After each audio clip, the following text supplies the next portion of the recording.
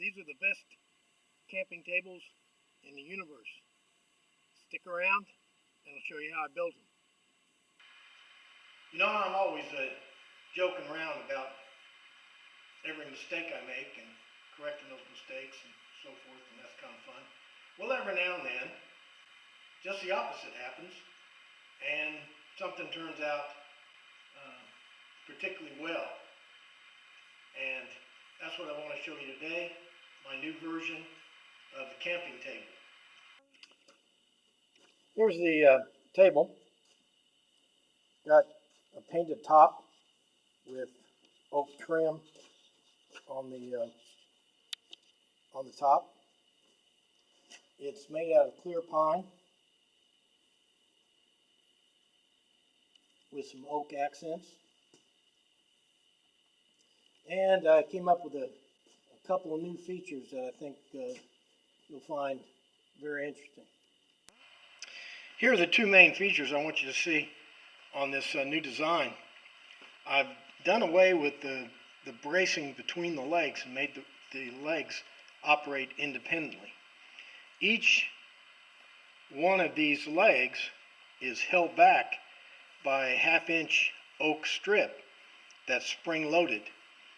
You just push that back and rotate the leg, and then it flips back over to lock it down.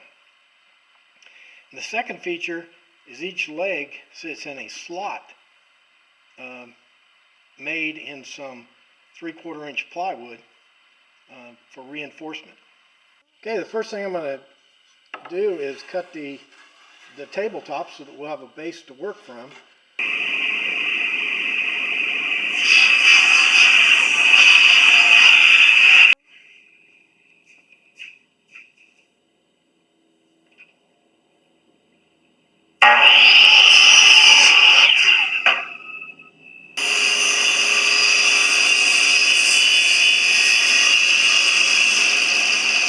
This is a tapering jig. Most guys have adjustable ones, but they're so easy to make. I usually just make a whole new one whenever I have a tapering job.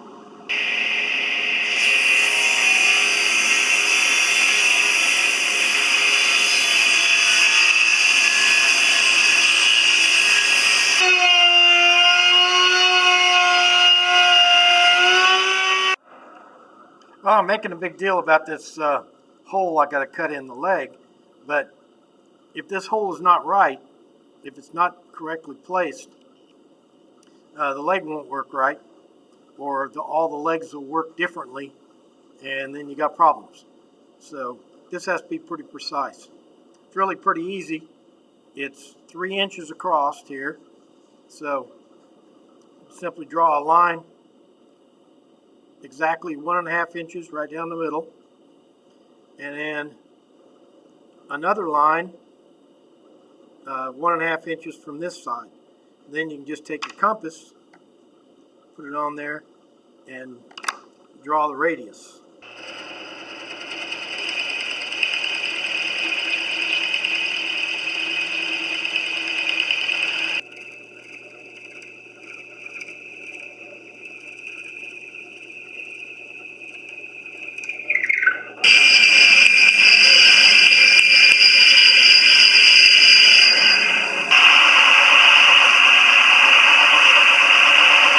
Well, we just turned some table or some 2x4s into table legs.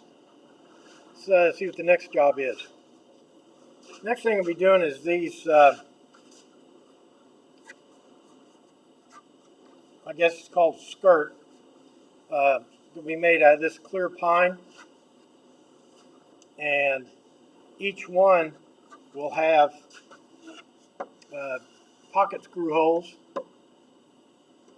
and each one will have 2 holes going through 1.5 inches up and 4 inches back from this end.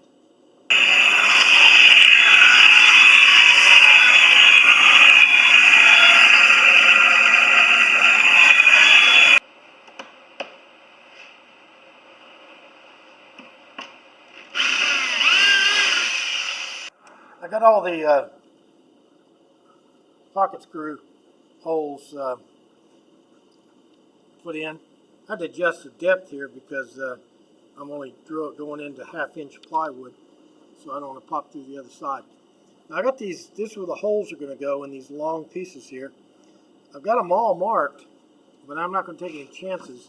I'm going to stack them up, clamp them together, and do the holes at the same time. Okay, I got them clamped up so I can drill those holes. So if the hole is wrong, at least the two boards will be wrong together. And if they're wrong together, well, they're not wrong.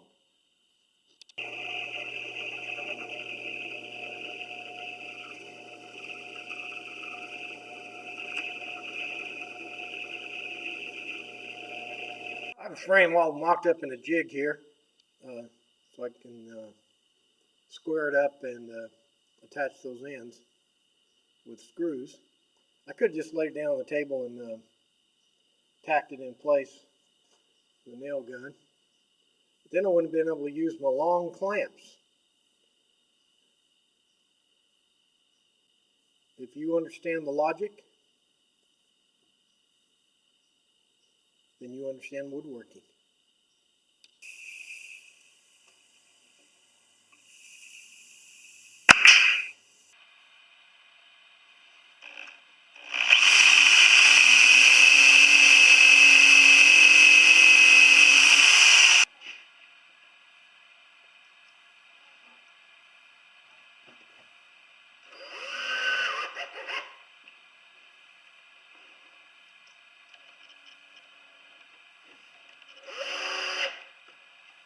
Legs on now.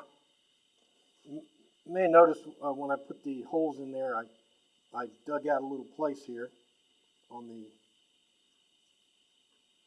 with a Forstner bit, and that's because I'm using these hex bolts as shoulder bolts, as axles. And so what I want to be able to do is screw a nut right up to that shoulder right there and tighten it down so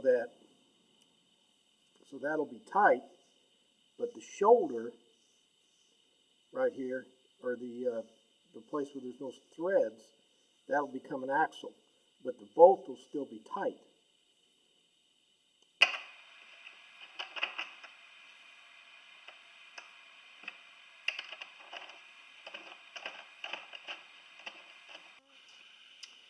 Okay, we got the legs on. What I want to show you is just how simple everything is. You know, basically that's just a piece of plywood, get anywhere. The frame here is just made out of, 1x stock, get at the lumber yard. The legs are 2x4s. I got out of the 2x4 rack. I still got the stamp on it right there. So this is, very simple. Just bolts, hold the legs on. If there's any sophistication at all, it comes with the next two, go over here to the prototype, the next two parts. Let's look at, we'll put this end part on first. The legs sit in a slot right here in this 3/4 inch plywood.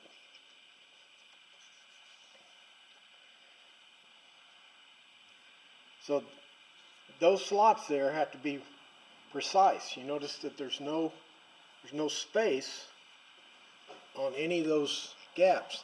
So that right there, those slots have to be perfect. Okay? And then the second sophistication, and it's so simple you're not even going to believe it, is this piece of wood here that holds the legs in those slots. That piece of wood right there is dead straight. It's not under any tension. It just sits there. The only time it flexes is when you pull it out like that and let the leg down. And then you let it back, and then it's back in its resting position. Under no tension.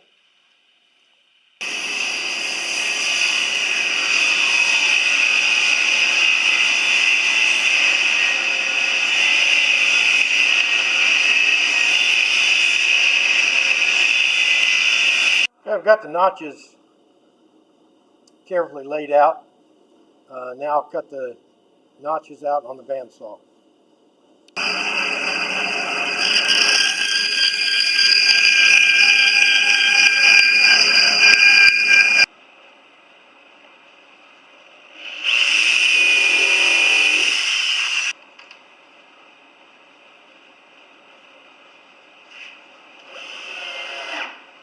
Okay, I got the leg braces on. The only thing different I did was I added a little spacer here to add lateral support this way. Okay, we're making a lot of progress here. The last major thing is this leg keeper, this spring-loaded deal.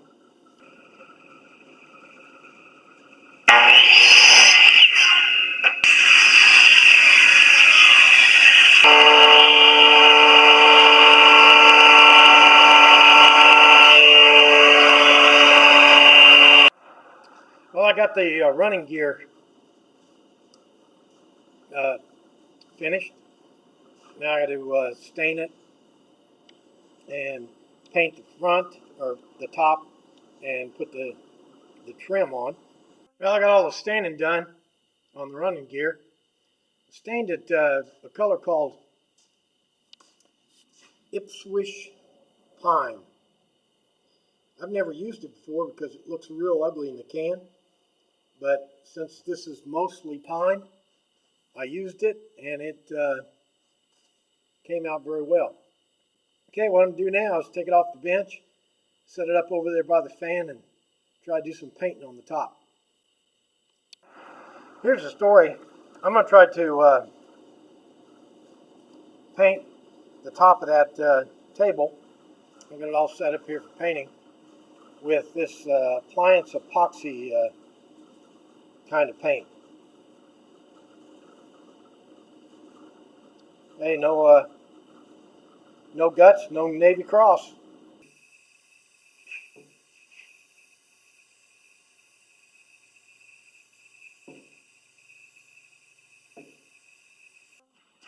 Well, there it is so far. I think it turned out pretty well. 2-inch wider stance. I think that appliance paint's going to work pretty good. Now all I got to do is just put the trim on it and we'll be done.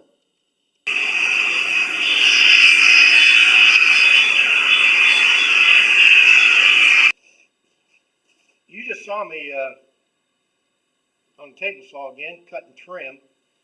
This is a 3/4 inch trim I'm going to put under the table edge, and then over that I'm going to put this 1.25 inch strip over that.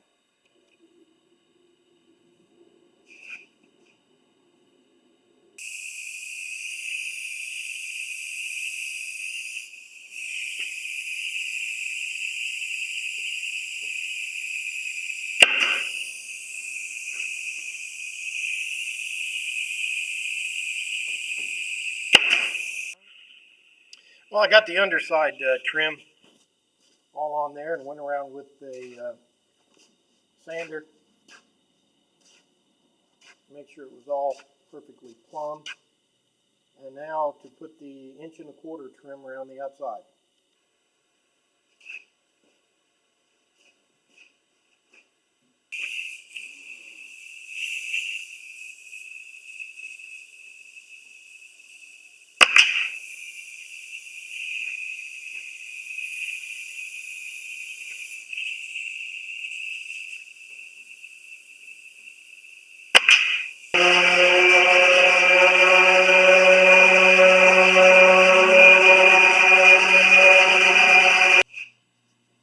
You might have been wondering how I was going to get this stain on this trim without getting it on that paint. Now you know. Well, there you have it. Table's completed. This is the prototype, and this is the second table. Some subtle differences. I significantly beefed up the trim. It's a little bit longer and a little bit wider. But other than that, been a pretty fun project. So thanks for watching and get excited for the next video.